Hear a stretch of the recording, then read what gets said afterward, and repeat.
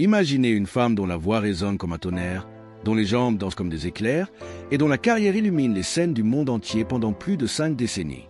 Tina Turner, la reine du rock'n'roll, semblait avoir tout pour elle. Une fortune colossale, une renommée planétaire et dans ces dernières années, un mariage idyllique avec un homme dévoué. Elle a vendu plus de 100 millions d'albums, conquis les cœurs de millions de fans et même été intronisée au Rock'n'Roll Hall of Fame. Mais derrière ce glamour scintillant se cachait une réalité bien plus sombre, une vie marquée par des abandons, des abus et des luttes invisibles qui ont failli la briser. Presque un an après son décès, son mari, Ervin Bach, brise enfin le silence et les batailles intimes que Tina a menées jusqu'à la fin. Ces révélations vous laisseront sans voix, car la vie de Tina Turner est un récit de résilience qui dépasse l'imagination. Restez avec moi pour plonger dans les profondeurs de son histoire et découvrez comment une petite fille du Tennessee est devenue une icône immortelle. Si vous êtes captivé dès maintenant, n'oubliez pas d'aimer cette vidéo et d'activer la cloche pour ne rien rater de nos documentaires exclusifs. Tina Turner n'est pas née sous ce nom légendaire. Elle a vu le jour sous le nom d'Anna Mae Bullock, le 26 novembre 1939, dans la petite ville de Nutbush, au Tennessee. C'était une époque où la Grande Dépression laissait encore des cicatrices et où les familles afro-américaines comme la sienne luttaient pour survivre. Ses parents, Floyd et Zelma Bullock, étaient des métayers, ces travailleurs agricoles qui cultivaient la terre d'autrui pour une maigre part des récoltes.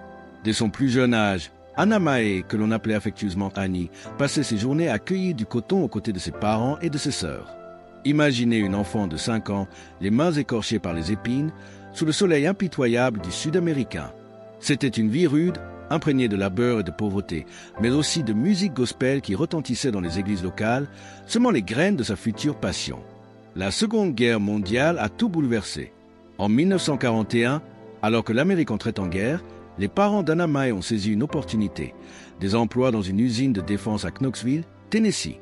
Mais cette chance venait avec un prix déchirant. Ils ont décidé de laisser leurs 3 filles derrière eux, chez des grands-parents stricts et religieux. Pour Anna Mae, âgée de seulement 2 ans, ce fut le premier abandon. Séparée de ses sœurs Ruby et Aline, elle grandit dans un environnement rigide, où les prières et les corvées primaient sur les jeux d'enfants. Des années plus tard, Tina confierait dans ses mémoires comment cette séparation l'avait marquée, instillant en elle un sentiment d'insécurité profonde. La guerre en Europe s'acheva en 1945 et la famille fut enfin réunie, mais le répit fut de courte durée. Les tensions entre ses parents, exacerbées par la pauvreté et les disputes, allaient bientôt exploser. Les blessures de l'enfance et les premiers abandons. À l'âge de 11 ans, Anna Mae vécut ce qui deviendrait l'un des traumatismes les plus profonds de sa vie. Sa mère, Zelma, fuyant une relation abusive avec Floyd, quitta subitement la maison sans un mot d'adieu.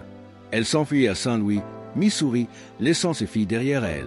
Pour une enfant déjà sensible, cet abandon fut comme un coup de poignard au cœur. Tina se souviendrait plus tard. « Je me suis sentie non désirée, non aimée.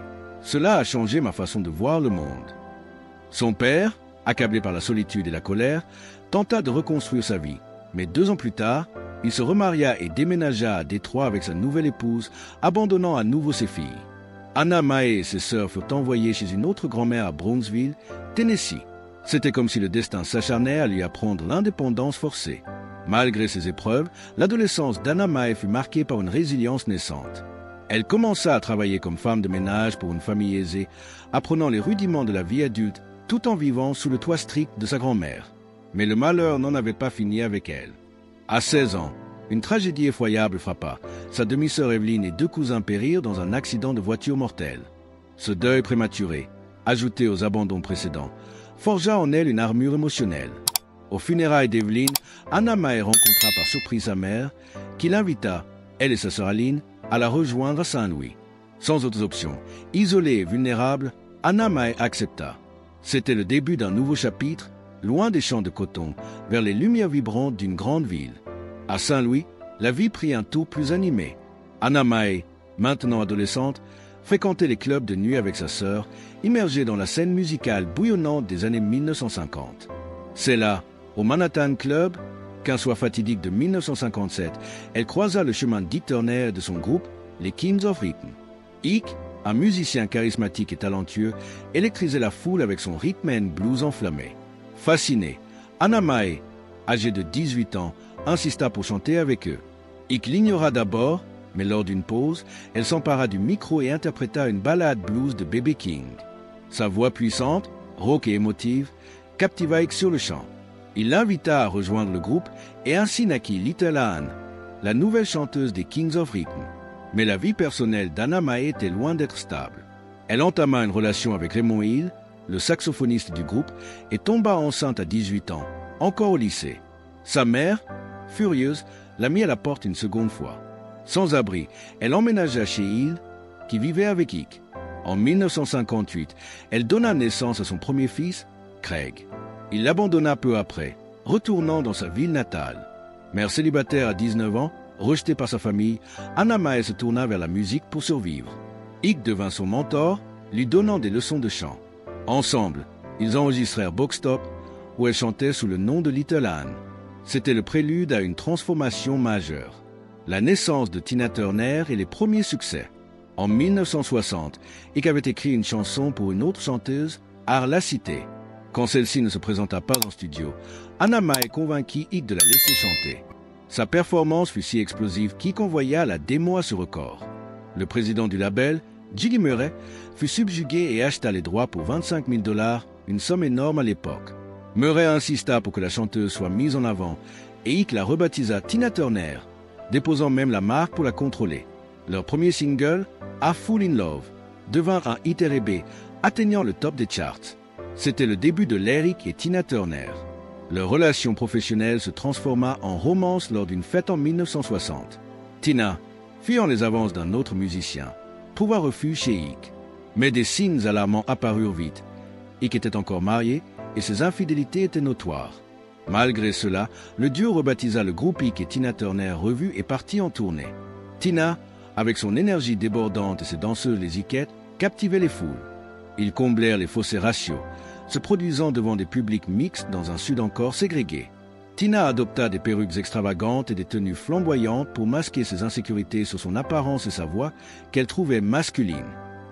Ce style devint sa signature, la distinguant des autres artistes féminines. En 1960, Tina donna naissance à leur fils Ronnie, son deuxième enfant. La famille s'installa à Los Angeles avec Craig, Ronnie et les deux fils d'Ike d'une précédente relation. Mais la vie de tournée épuisante et les ambitions impitoyables d'Ike pesaient lourd. Derrière les projecteurs, la violence émergea. Leur mariage en 1962 à Tijuana au Mexique fut sordide. Une cérémonie civile suivie d'une visite dans un bordel, une humiliation que Tina garda secrète pendant des décennies. Les années de gloire et les ténèbres de l'abus.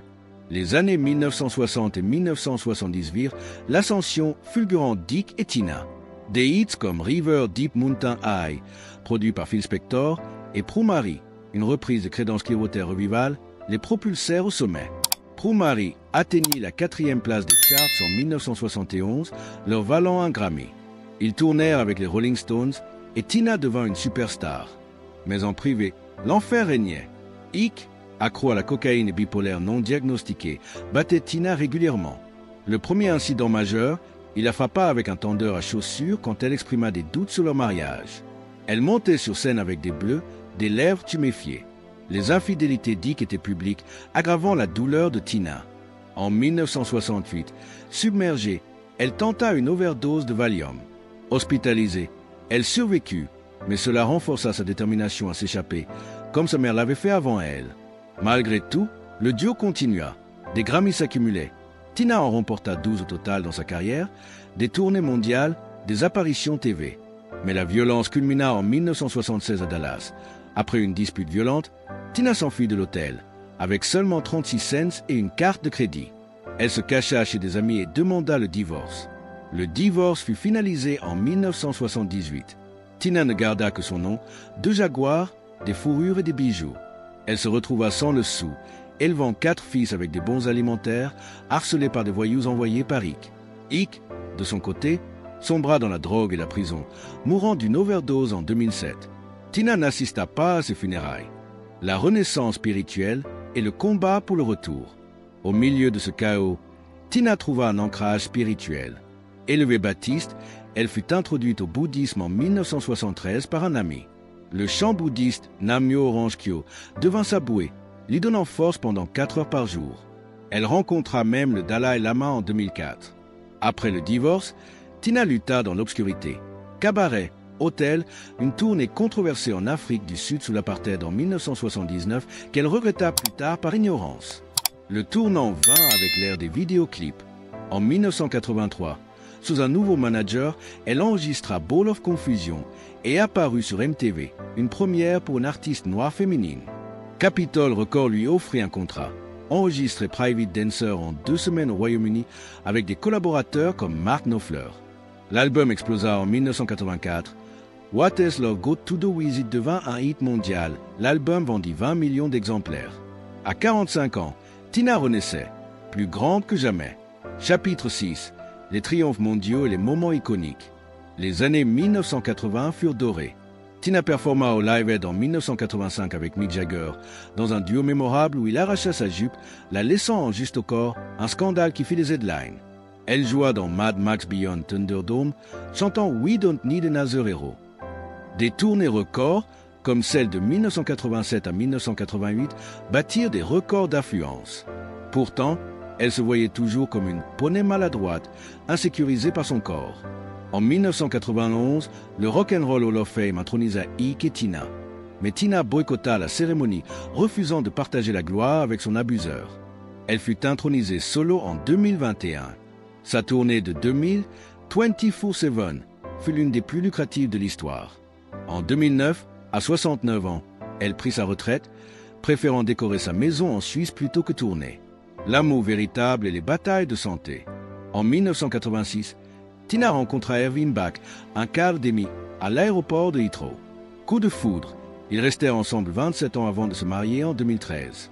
Mais 3 semaines après, Tina subit un AVC, la laissant paralysée.